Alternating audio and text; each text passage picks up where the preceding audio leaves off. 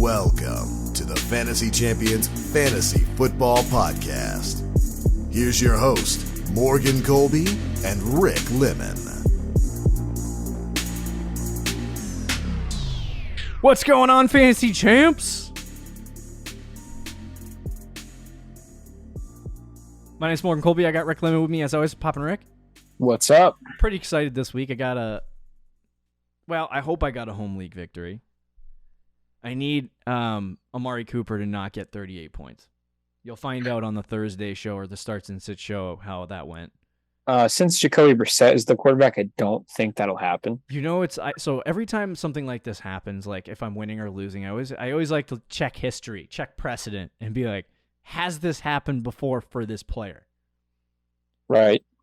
So there have been, over the course of Amari Cooper's entire career, 4 games where he scored 38 points or more.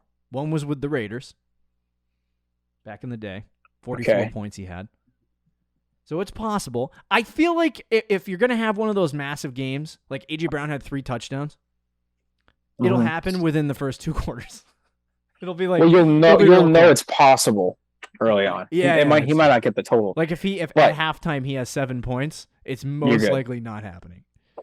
So right, but if he's at 25, you're like, uh-oh. If I lose after scoring 151 points, I don't know how I feel about anything anymore. No. You're not going to lose. Cooper's not going to do that. If Watson was the quarterback, I'd say there could be a small chance. But with Brissett at quarterback, it would require Brissett to have like a 4-touchdown, 300-yard game, and that's not happening. So I'm feeling good anyway. But today, I'm looking at the wrong show notes. We're going to recap some stuff that happened this week. We're going to go through some Week 9 waiver wire ads that you should have. And we're going to try to maybe expedite this show a little bit this week and actually try, because I feel like in the past we just haven't tried. Have we tried? Try to go fast? Yes. I don't know. We'll give it a shot. But anyway, check out our website, fantasychampions.com. Follow us Twitter, Instagram, Facebook, TikTok. If you're listening on Apple Podcasts, Spotify, Stitcher, and any other podcasting platforms, please leave a review. Share this pod with your friends. If you're watching on YouTube, subscribe. Click the bell for notifications, like and comment down below. Are you ready to jump into this, Rick? Yeah, let's do it. How'd you do in all your leagues, by the way? I had an okay week. The leagues that I usually win, I won. Okay. I beat you and needs every inch. But I'm 8-0 in that league. In that league anyway. Fantasy Champs won. What else did I win in? I'm in this random dynasty league that I won in. I think I won 2. So at this point, I have I accidentally have had 3 tanking dynasty teams at this point. That's not good. We lost in the tough league, I believe, even though... Yeah, I know, that blows. 1 because of injury. Dude, we were still the second highest... We were the third highest scorer. Sorry, we were the third highest scorer and we lost. So I want to... We got to get started, but I want to ask you a quick question. So there's this new trend going on in fantasy football, and it's been around forever, but it basically is a situation where you have a head-to-head matchup on the week, okay, and then you also have a matchup against the league average. So it takes the week average of points, and it gives you a win or loss total based on your score. So say the league average is like 90 points and you score 95, you get a win. Okay. Right? So if you score 150 points and you lose your matchup 151 to 150, you still get a win that week against the league average. So it gets rid of the whole situation where you have the league, like you losing a ton of games just because you got unlucky. Right. And you win if you have one of the highest scores. But then it does take away matchups, and it's basically just points. Yeah. But it's like you have a chance of getting like you going 0-2 on the week, 1-1, stuff like that. So if you really suck, you're toast. Right. But anyway, thought that's interesting. Very interesting. But let's jump into real or fake and talk about some players that boomed and bust from week 8. Boomed and busted from week 8. Tua Tagovailoa, he just kind of reminds me of Jimmy Garoppolo, fantasy-wise. Okay, yeah. Like everyone's going to be like, here we go, QB1. And then he'll have like 15 points. And he'll be like, oh, what am I doing with my life? Right. I think he's got a little bit higher of a ceiling, but I do understand the comp because they kind of just, it's pure, they're not really going to run. Mm-hmm. And it's a lot of kind of like, there's games where he could get just like 12 points and you're like, well, what the heck? Yeah. But Tua does have Tyreek Hill, and I feel like just on that alone, he could throw for like 400 yards in a game, more likely than Garoppolo can. Really. But yeah, agreed. I'm gonna say it's fake.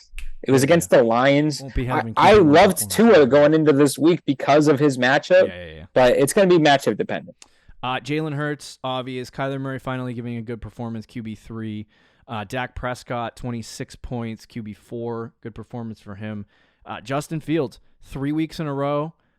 Yes, sir. He was QB13 4 weeks ago. So if you want to make a subtle argument for 4 weeks in a row for QB1 performance, he's been doing well. 26 fantasy points, QB5 on the week. Real or fake? Real fake. I'm saying it's real. I'm on the Fields train. I'm saying it's real too. Choo-choo. I mean, maybe not 26, but. Yeah, just from a QB1 perspective. I think on a week-to-week basis, he should be ranked as a top 12 quarterback. Fair enough. Marcus Mariota, he's been streamable. This is fake. Fake, dude. Look at his last 5 weeks. 4 points, 17, 24, 12, 24. So gross. Gross. Kirk Cousins had 23 QB7. He's usually a top 12, top 14 quarterback, so I think you're going to have games like this. Yep, agreed. Taylor Heineke had 23. I don't know what's happening with Washington. Is Carson Wentz hurt? What the hell happened? Yes, he is. Okay, all right. So he's on IR. So this is fake. Unless you really he might take the job, to be honest. Yeah, he might take the job. Lamar had 21, ninth overall this week. Josh Allen 19, Zach Wilson 19, all yardage. I think he threw 2 touchdowns, right? He did have 2 touchdowns, yeah. Yeah, so he did okay. But mostly yards. I would say that's about the ceiling that you're going to get from Zach Wilson in fantasy football. So well, if you take away his 3 interceptions, then that would be like 20 something. See, no, I don't know because Wilson can run if he decides to, but no, he won't. And then Gino, he ran last year. I don't know if he hasn't ran this year. Gino had 19. Bro, he's been a top 12 quarterback on the season. He's the QB7 on the year, and we're like 8 weeks. We're 8 games into the season. Does the 8 points from Trevor Lawrence, QB24, concern you? It does concern me, but it was also a horrible matchup against the Broncos. Like I have him in a couple leagues, and I didn't start him in any single one because I knew he was going to have a bad week. But he did have a really bad week, so it's like I don't know. If he doesn't bounce back against the Raiders, I'd be concerned. But for now, I'm going to say fake. Another guy I want to bring up really quickly. You don't have to say anything about him, but it's Malik Willis. Had 2 points this week, QB29. Ranked him as QB29, by the way. Thank you very much. Cha-ching. I'll take that. I was an idiot, and I put him in my top 20, so I'm screwed. Online, I had tweeted about this because I saw about 100 fantasy accounts that were telling people recklessly to start Malik Willis this week. They were like, I would take him. There was a guy that ranked him top 7. Yeah, that was crazy. And I'm like, what are we doing? Like, I love Malik Willis, but he hasn't been good. Like, in the short Well, it was his first career start, and they ran the ball, I think, 40 times. It was so conservative. 10 pass attempts. Everyone was like, he's going to rush it a lot. And I'm like, yeah, if he's allowed to drop back. Right. No, I wish I listened to you. I bought into the hype, and I was just like, it was more of like, I want him to do good, so I ranked him higher. Yeah. But if I literally just saw one of your tweets, I would have been like, yeah, you're right. And then ranked him lower. That was dumb of me. Derek Carr was QB 27. Dude, he actually killed. I have him in 10-man ban, and I only lost this week by like 30 points, I think, 20 or 30 points. And if he would have just had a good game, and then Gabe Davis had a good game, but yeah, he killed me in the 2 leagues I had him. I'm gonna say this bad of a performance is fake. But he definitely should be, like, he's been consistently ranked between QB9 and QB11 rest of the season. He should be lower. He should be lower. I definitely think he should be lower. Yeah. All right, Trevor Lawrence, did we already talk about him? 8 points. Yep. Daniel Jones, he was a guy that a lot of people wanted to start this week, only ended up with 9 points. It was a good matchup. He's so crazy. He's like Mariota, where it's like you just don't know if he's going to be good or bad on a given week. And then Ross provides 14. I'm going to say, I've said this for weeks now, he's real, and I think he's droppable. Yeah, at this point, all right, probably is. Let's move to running backs. I'm gonna switch to PPR. My goodness, Alvin Kamara, running back 1 on the week, 42 fantasy points. Christian McCaffrey. This is a big scoring week this week, by the way, for everything. From the studs, from some of the studs. I know. Christian McCaffrey had 40 QB, running back 2. Henry was running back 3. Pollard coming in to replace Zeke is running back 4. I'm gonna say this is a fake situation for Tony Pollard. I love Tony Pollard. I think at this point, seeing Zeke and seeing Pollard and different load, like they're the same age, I think, but Pollard's younger. Pollard's slightly younger. It's not even like that big a separation. I think he's 2 years younger, so like, it's not like huge. To me, but he's got way less traction. You can see that Pollard's way more explosive. Yeah, but I mean, after the game, Pollard has a big day, and what does the owner do? Double down on Zeke. So. Nothing's changing there. It's honestly, it's at the point where it's delusional. Like I have Cowboys fans that I follow on Twitter and I talk with, and some of them are on the Pollard train, but some of them are like, but Zeke's coming back and he's going to be the workhorse. I'm like, it blows my mind. It's like they're just attached to the player because they love him, that they cannot see that Pollard is much better at this point in his career. Yeah. It's very interesting to see how Dallas runs that situation. But it is fake though, unfortunately. Yeah, I think it's definitely fake. If Zeke is gone though, at some point in the season. Oh, then it's real. Pollard I think season top 10. Right. Foreman. This is, I think, one of the hardest real or fakes of the entire thing. Like, obviously, 31 points is not going to be an average for him, but it seems like he has the job. He's the guy. I don't know what happens when Hubbard gets back. Like, I think they'll give Hubbard work, which will limit Donta Foreman a little bit. But, like, where should he be rest of season for us? Like, is he an RB2? Or I don't think so, but I'm lower on him than you are. I will say I'm higher on him than I was, but I still don't think he's an RB2. Right now, pre yesterday's game, he was ranked RB31 rest of season. I would probably still put him in that range. Okay. Because here's the thing. You have to expect there's 2 big points. The offense has to play like they did. Mm-hmm. So the offense has to be good. So you have to think the offense is going to be good rest of the season. Yep. And you have to think that he gets significantly more than Chuba Hubbard. And I don't think either of those things are true. I think when Chuba comes back, they're going to use him. He actually was getting more work than Foreman, I believe, before he got hurt. And then I think the Panthers' offense is better than what it was because they fired Matt Rule and they were smart to do so. Yeah. But I still don't think it's a good offense. So I think that will limit Foreman. But I will say the offense is better than I thought. And if Foreman gets even 15 carries a game, he's going to have fantasy relevance. So I'll say he's a high-end RB3. Okay. Yeah. I mean, if he does this again, I'm going to have to. There's going to have to realign. Move the needle. Yeah. So I don't think he's an RB1. I think this is fake, but I do think he's a great fantasy asset. Yeah. ETM, my guy, 1,000% real. Yeah, real. This is he might be a 17 to 20 running back a week. I would say he's either a high end RB2 or a low end RB1. I think probably rest of the season. Yep. Dalvin Cook, good game. RB7. Jamal Williams, RB8. Funny. DeAndre Swift's first game back. Jamal Williams has a better game. So annoying, dude. Did you watch? I did not watch the Detroit Lions, but last year I had DeAndre Swift. I know the pain. This is just the reality that we face with the Detroit Lions. First game back, Swift. He's ready to go. He's not on the injury report. Yep. Right?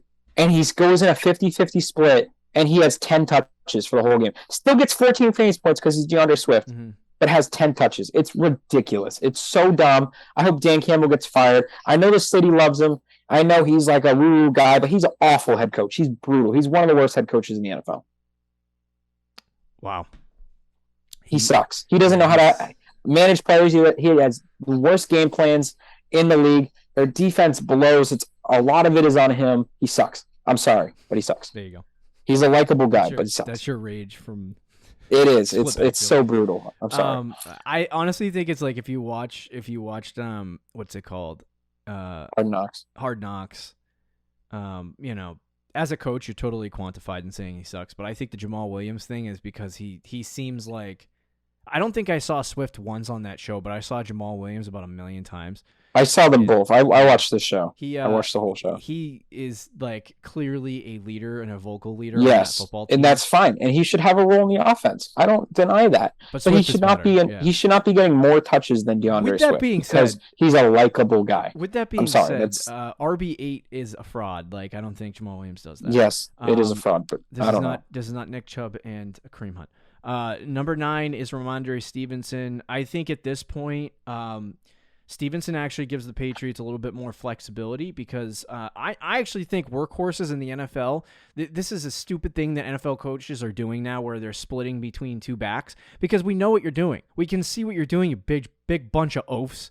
You're freaking running 3 running backs. Yeah, we know that this quick, speedy guy comes out there, Antonio Gibson, he's going to get pass-catching work. And then if you put Brian Robinson, what the F's going to happen? You're going to run the frick right the middle. Right, exactly. Like, I know what you're going to do. I can see it. And I don't freaking know football. So it's like, what are we doing? But Ramondre gives the Patriots a little more of that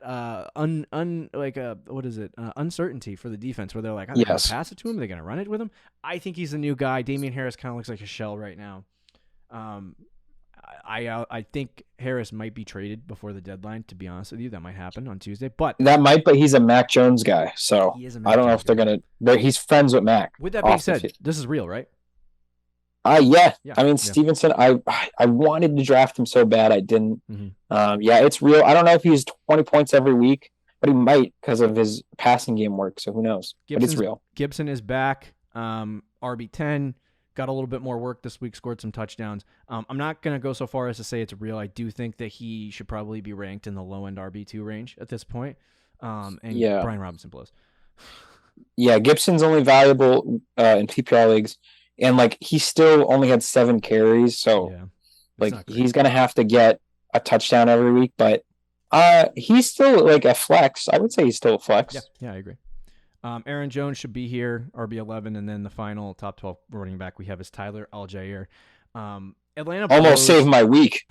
I'm going to say this is fake, but it is fake. Not suck. He doesn't suck. Patterson is on. If Patterson was out for the season, I would say it's real. But when Patterson comes back, it's going to be a mess. Some busts this week. I'm trying to find some here. Jonathan Taylor, 5 points. He got an ankle. We might have to talk about Jonathan Taylor. Is this because of Jonathan Taylor? Or is this because Indy blows? I don't know. You know, the thing is, I am so glad that Jonathan Taylor was not available at the first overall pick. There was some flutters that might happen in the home league, and I said, "Ooh, if that." You wanted Taylor too. I did. I was like, but I was fine with both, and I got McCaffrey, and I traded him away for Saquon, and don't know if that's a good thing or a bad thing, but whatever. If I remember, I think part of it is because the Colts blow, because he only has 1 touchdown on the year. But I feel like he had more passing work, like what he did in week 7. Where he had the passing work and rushing. I don't know. He just had more touches. He had ridiculous. What he did in week 1, right? Mm-hmm. 31 carries, 7 targets, full workhorse load. He had that for a lot of last year. Yeah. This year feels like he's not. The last 2 weeks, he's only getting 15 to 20 touches. Yeah, I don't know. I don't know what the Indy's doing. I don't either. Yeah, so I am definitely concerned about Jonathan Taylor at this point. I think there's concern, but he did have an ankle injury in the game, so yeah. I don't know if that really had a huge effect on it. I have to check the snap percentages, but stay tuned with Jonathan Taylor. I'm not ready to say this is real. I still think he's a great running back. We had Damian Harris, who had 7. Like I said, he's kind of looked like a shell. I don't think 7 points is where he's going to be because I think there's going to be touchdown weeks for him. But I don't think that he is the same running back that you can trust in and rely on as he was last year. Right. Brian Robinson, 2 points. The Brian Robinson people. Yeah. I think somebody started him in our home league, and he was like, let's go. Yeah, he's not a good... 8 carries, 20 yards, 0 receiving work. That's bad. And then A.J. Dillon continuing to suck. Let's move to the wide receivers, though. You good with that? Okay. All right, moving through some of the top finishers: AJ Brown, DeAndre Hopkins, Tyreek Hill, Jalen Waddle. I was dead wrong about the Tyreek Hill's not a top 12 guy this week. Yeah, he is. I just said his name. What am I? He was wide receiver 3. So I think that Tua certainly can handle 2 wide receiver ones at this point. Yeah. So if you want to go get either one of them, then that's fine. But I think all 4 of these guys, or 5 of these, all 4 of these guys in the top tier are supposed to be there at this point. Yeah. Tyreek Hill is technically the wide receiver 1 in fantasy, but he hasn't had his bye yet. It's just because he's gotten like 60 million targets. Yeah, he leads the NFL in receiving yards by almost 200. It's like all ridiculous. He's been ridiculous, yeah. Rondale gets 23 points. I don't know when Hollywood gets back or if he gets back, but that's a good sign for Rondale. I don't think this is real, but I do think that there's something there for Rondale. Yeah, definitely been pleasantly surprised that he's still really inconsistent, though. But glad that he had a breakout game. Yep. Cooper Kupp, Stefan Diggs. Good stuff. CeeDee Lamb in the top 12. Mike Evans in the top 12. So those are good. Myers comes in at wide receiver 9, 21 fantasy points. This is going to happen. I was listening to some Patriots coverage after the game. Big Pats fan. You know that if you watch the show. Of course. But they were talking about they watched the film and they said they talked about how maybe this wasn't even the Patriots. I think this was on ESPN, but they talked about how there's a ton of coverage going towards Tyquan Thornton. You can get I think he got 1 target and 1 catch in the game, but like when he goes out there, he has so much speed that they're literally taking one of the safeties to cover him. So they have a corner and a safety both dealing with one guy. If that's the case, that opens Jacoby Myers up for a lot of fun underneath. And Jacoby Myers has developed into Mac Jones is back.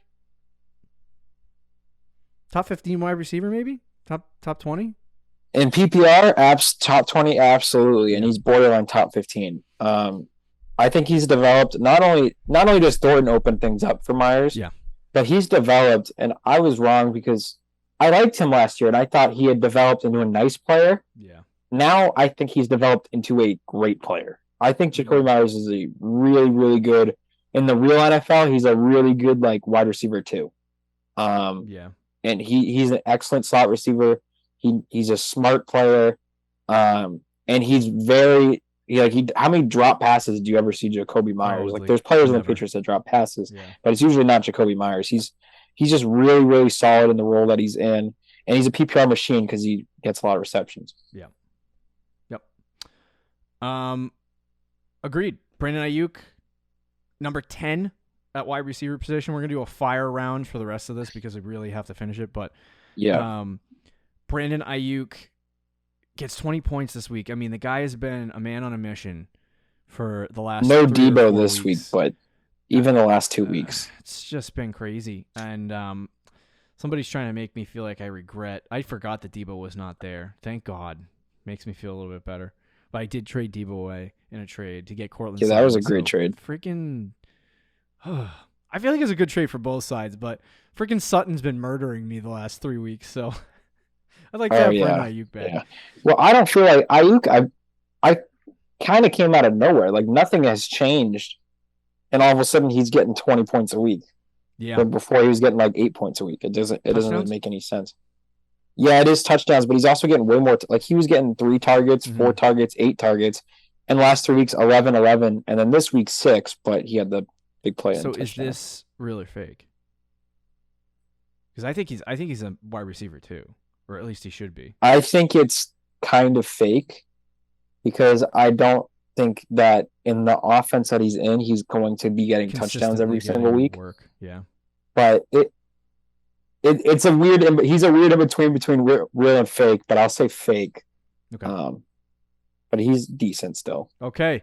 Now we get to the fire round.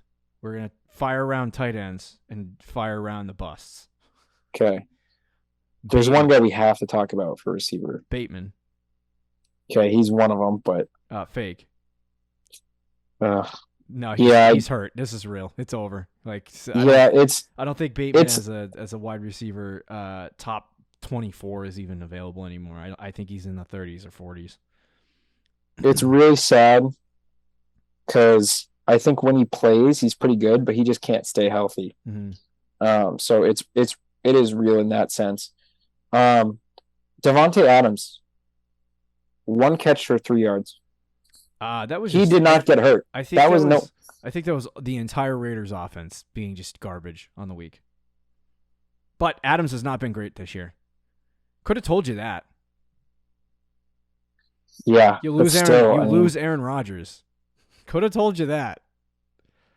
Yet everyone rolled him out as the wide receiver 3. I mean, before this week, he was pretty good. I don't think this is real, by the way. He's going to obviously score like 10, 15, 20 fantasy points.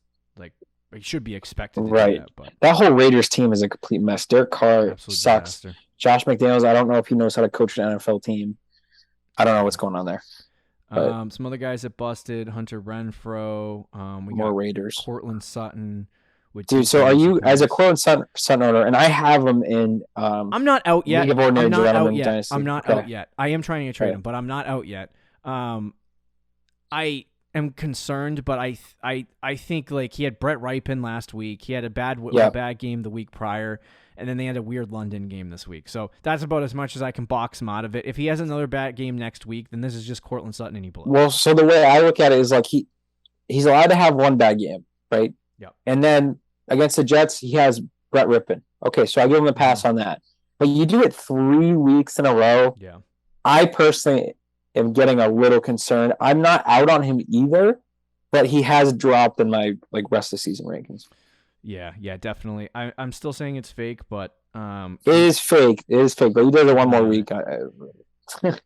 Yeah, if he does it again, you're gonna be like, "What the hell?" Christian Kirk has come flying back down to earth since his monstrous breakouts. Yeah, he's still getting targeted. It's just I think the Jaguars' offense hasn't been the same. Come back down to earth. Devonta Smith was 7. This is gonna kind of happen with him. I think it's fake, but. There's going to be games where he gets 7 points and A.J. Brown has 5 touchdowns. Right. Deontay Johnson, similar to Devonta Smith in this context, where it's like some weeks are going to be glorious and fun, and some weeks are going to be hard and suffering. Yeah, I think you're right about Deontay. Unless they trade Chase Claypool, I think or Pickett takes a huge step. Yeah. After their bye week, this is where he's going to be rest of the season. Yep. And then quickly with tight ends, I don't even know that I want to talk about tight ends, to be honest with you. Literally no one. Tyler Conklin, 26 points. Kyle Pitts, 19. Whoa, here we go. Back on the Pitts train. No, I'm not anywhere near that. No, he's just... That just cues the next 5 3-point games. But how about my boy Dalton Schultz? He has sucked all year, but with Dak Prescott, 10 fantasy points and 13. So let's do this. Let's fire around it. No commentary. Just say real or fake. Tyler Conklin, real or fake? Fake, but he's actually no commentary. Just okay. Real or fake? Isaiah Likely, real or fake? Fake. Fake. Kyle Pitts, real or fake? I guess fake, but fake. Okay, fine. All right. He tried. He's holding it in. Evan Ingram, real or fake? Fake. Real. Yeah. Real. Zach Ertz, real. Dalton Schultz, real. George Kittle, real. Mike Gesicki, fake.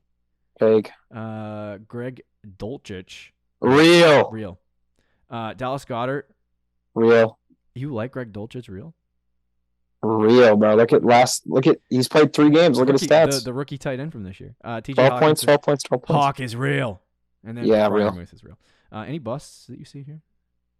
Mark Andrews got hurt. Doesn't really count. The good tight ends are good. Tyler Higbee got hurt as well. I feel like every good tight end had a good game unless they got hurt. That's usually how it works. Irv Smith, maybe 7 fantasy points. Yeah. All right. Taysom Hill. I mean, we were close. I was trying to get this done in 25 minutes. It's 29, and we still have waivers. Oh, boy. We can go through waivers pretty quick. Let's do waivers. We're at week 9. Like, if you're relying on waivers at this point. That's true.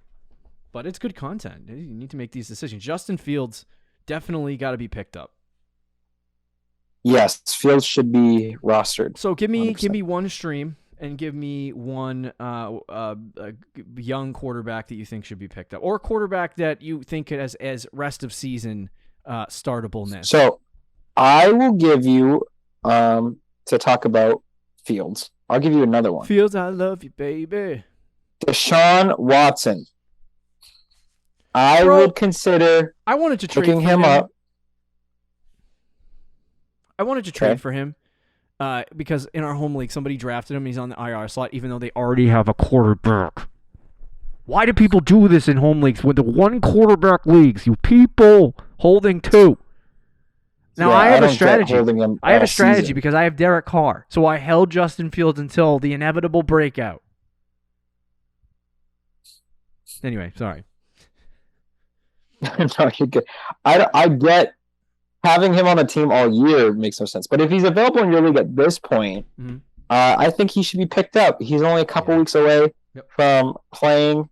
And I think when he comes back, he could suck. But if you're a team that needs a quarterback, like if your quarterback right now is Derek Carr, I think it would be worth picking up and being like, okay, there's a chance that he comes in and starts lighting it up. So I'll say him for the guy that you should pick up. As for streaming, I don't know. You can go first, and I'll look for somebody. I'm gonna say Andy Dalton for streaming. Andy Dalton. I don't want to, but he had 18 last week or something like that.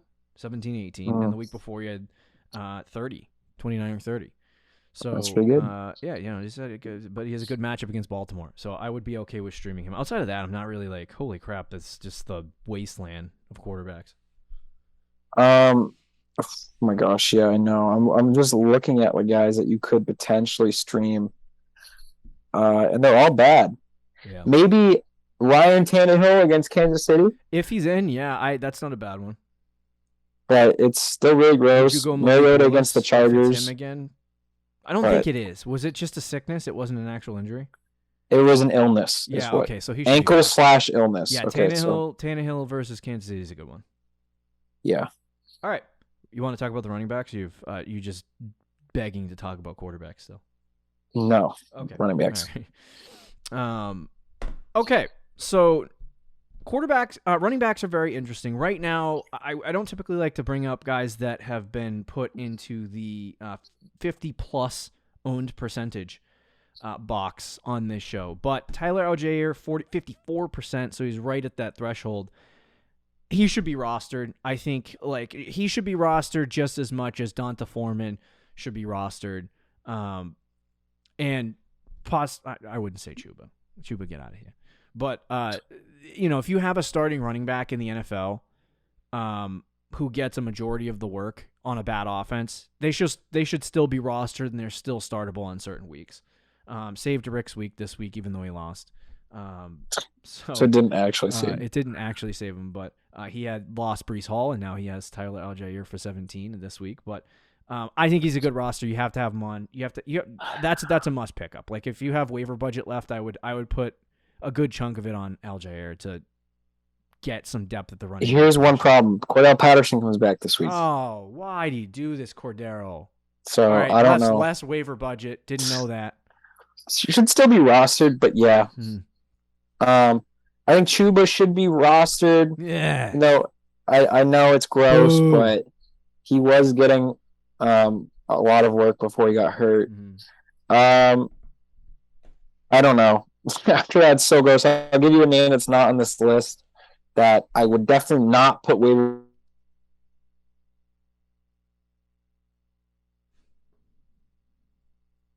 He froze. I'm going to see if it comes back. I would consider JaMychal Hasty. You froze. Okay. You said a guy that's not on this list. A guy who's not on this list who isn't good, but if you're in a deep league, you're desperate for a running back. Let's say you're in like a 14-team league, 12 or 14-team league, multiple bench spots. You need a running back. JaMychal Hasty of the Jaguars. I know, disgusting, but he's the clear number 2 back there. And if anything happens to ETN, he's going to get a huge workload. So Okay. he might play the James Robinson role. Yeah. Not the James Robinson role in the beginning of the season, but the James Robinson role after ETN had taken the job. So okay. All right. Let's talk about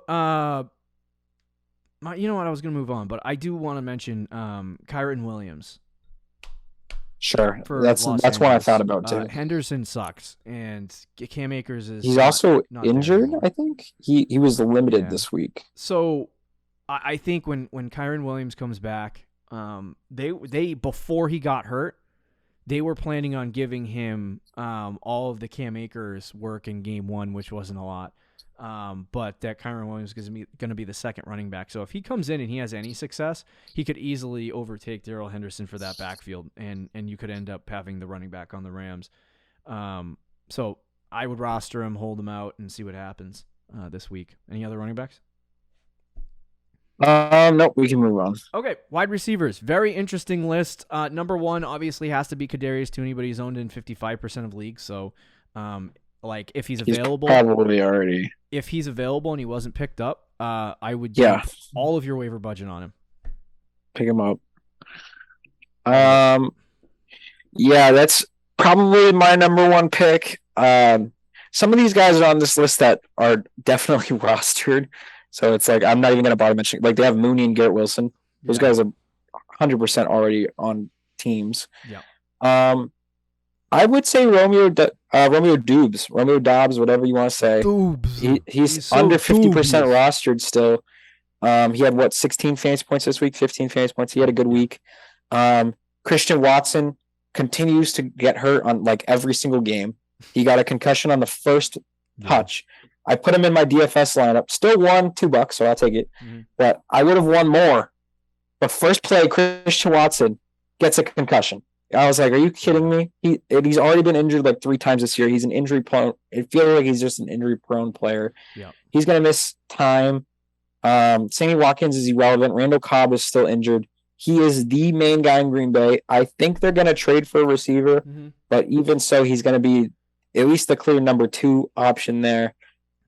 He should be rostered in leagues for sure, and is on a week-to-week basis, he could be the flex play. I will say Alan Lazard, when he comes back, will be involved too. But the way the Packers offense is right now, he is at least a vital part of that offense and is getting like 7 targets a week. If Rondale Moore is available, he's another guy that I would dump all my waiver budget on. Another guy, I'm not in love with him. I'm not in love with him at all. But I do like Darnell Mooney. He seems to have the last 2 weeks kind of improved a little bit. I feel like he's already on teams. He should be on teams. Yeah, he's only owned in 61% of rosters. So he's definitely going to be out. But if he's out there in some leagues, I would snag him. He's one of those really good players in real life, but for fantasy, he hasn't had a touchdown yet this year. So it's like, but he should be rostered for sure. He should be rostered. Another gross one, but should be rostered. Josh Palmer. Mm-hmm. I think he's really gross because even without Keenan Allen this year, he's been average. Yeah. But now with Mike Williams out, he's going to continue to be average, which isn't great. But he's got Atlanta off the bye. You could, in theory, pick him up and I think start him at your flex and feel pretty good about that because he's going to be the second receiving option. But kind of a gross one. Wan'Dale Robinson should be owned in all of your leagues. He's another guy. I think Alec Pierce as well should be owned in all of your leagues. Rookie wide receiver. I don't know if there's anybody else. Nope. I don't. Lots of wide receivers. Yeah. There's no one else. Let's just jump to the tight ends. All right. Okay. You give me a stream. I'll give a stream. I'll give you the. He's not a stream, but you get your free pickup here. I'll let you have him. Yeah, Greg Dulcich. Rookie tight end that is super gross, so I don't know if he's going to sustain what he's been doing. But he's played in 3 games, right? 3 games, 12, 11, 12 fantasy points. He this week had a career high 80% snap percentage. Albert O is basically inactive. He is the pure tight end on that team. Feels like he could get 10 points a week, which at the tight end position, pretty good. Yeah. I still like Evan Ingram. I think that I'm surprised he's not rostered more than 37%. Yeah, me too. He has been, I want to just pull up the numbers here on the season at the tight end position. He's the tight end 10 in PPR. He's currently the tight end 10 in PPR with 73 fantasy. But this seems like one of the highest scoring seasons for tight ends, by the way. I'm going to just go back to last year. Last year, the highest scoring tight end was 127. The tight end 10 had 79 points. All right, so we're right on par. We're actually sub that. So screw me. Forget about what I was saying. It's just because I think it's just because Kelsey and Andrews. Yeah, they're. But outside of those two guys, it's. But yeah, Ingram definitely a guy that should be rostered, and you should definitely have on your squad for this week. Yeah, agreed. I'll give you. What about Bob Tonyan? The Bob's good. Yeah, I like Bob. Always like Bob. I wish they threw it to him more, considering he's the only target there. I know. Well, you know what? Well, he has games where he gets like 2 targets. Yep. But last 3 games, 12 targets, 4 and 6. So I mean, if he gets 6 targets a game, I'm happy with that. Yeah. All right. Any more tight ends? No. Any more overall thoughts? No. All right. There you go. Whoa. Hit the wrong button. Sorry, guys. Did you? I'll edit that audio out. So then it's just. I thought that was the right audio. No, it was too loud. It was the intro audio, so it would have been welcome, and I would have been like, all right, see you later, guys. That makes sense. Anyway, there you go. That's a little bit better. Quieter, more subtle. Anyway, there's your recap from week 9. Your waiver wire guys. Go snag your waiver wire guys. We got Thursday night preview coming out tomorrow or Thursday. One of those 2 days. Be sure to check that out and check out the rest of our content this week. See you later, guys. See you.